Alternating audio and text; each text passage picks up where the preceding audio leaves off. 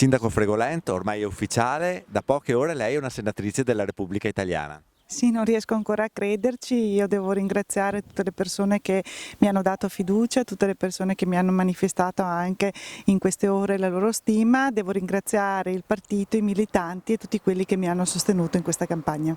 I suoi cittadini si chiedono con un po' di preoccupazione se riuscirà a conciliare il ruolo di sindaco e di senatrice. Io sono convinta di sì, ne avevo parlato anche con la mia giunta e quindi ci siamo confrontati, siamo convinti di riuscire ad arrivare alla fine del mandato. D'altro canto loro si sono un pochino allenati con la mia maternità e quindi insomma siamo abbastanza collaudati, ecco.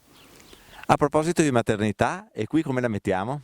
Ecco, questo è il mio cruccio, spero che un giorno il mio bimbo possa perdonare il fatto che qualche sera non ci sarò e non sarò con lui, però credo serva, e se posso contribuire a migliorare il suo futuro, penso che sia un sacrificio che può essere fatto. Lui rimarrà a casa, almeno per il momento abbiamo deciso di provare in questo modo perché qui ci sono i suoi punti fissi, e i nonni, l'asilo nido, il papà, e ci vedremo magari tramite Skype oppure tramite WhatsApp o in qualche modo, almeno per le sere che sono a Roma. Ecco.